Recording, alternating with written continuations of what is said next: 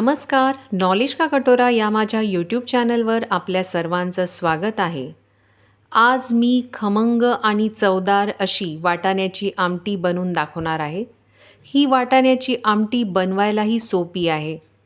इथे मी पाववाटी शेंगदाणे घेतलेले आहेत, त्यासोबत पाववाटी मटार किंवा वाटाणे जे बाजारात मिळतात ते मी सोलून घेतलेले आहेत आणि ते आता मी या तव्यावर खरपूस असे भाजून घेणार आहे।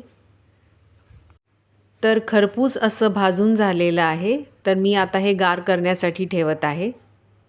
तर इथे कढई लो फ्लेमवर ठेवलेली आहे आणि त्यामध्ये मी 3 चमचे तेल घालत आहे आणि अर्धा चमचा मोहरी।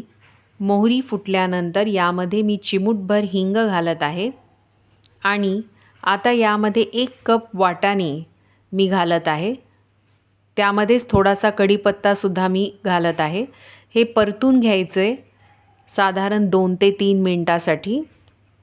आता यामध्ये मी अर्धा चमचा हळद घालत आहे, 1 चमचा धने पावडर, 1 चमचा लाल तिखट। तर या ठिकाणी मी काश्मीरी लाल तिखट घालत आहे, तर साधं तिखटसुद्धा चालेल। तर आता हे सगळं मिक्स करून घ्यायचे आणि आता यामध्ये मी 2 कप पाणी घालत आहे।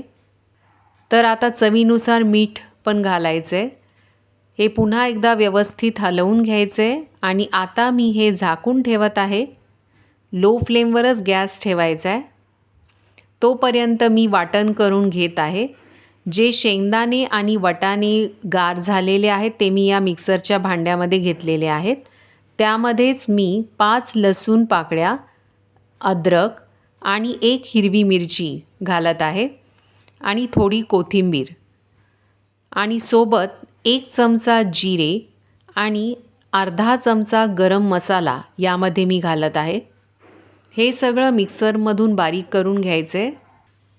तर 10 मिनिटं झालेली आहेत, वाटाणे शिजत आलेले आहेत।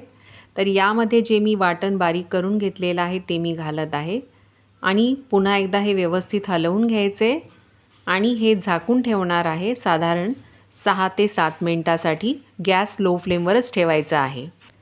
तर गरमागरम खमंग चवदार अशी वाटाण्याची आमटी तयार आहे, जी चवीलाही एकदम मस्त लागते। तर ही वाटाण्याची आमटी मी या भांड्यामध्ये काढून घेत आहे। वरून थोडीशी कोथिंबीर पण मी घालत आहे। तर खमंग चवदार अशी वाटाण्याची आमटी जरूर करून बघा, जी बनतेही झटपट आणि बनवायलाही खूप सोपी आहे। हा व्हिडिओ आवडला असेल तर शेअर, लाईक, कमेंट करा। आणखी व्हिडिओ बघण्यासाठी सबस्क्राईब करा यूट्यूब चॅनल नॉलेज का कटोरा।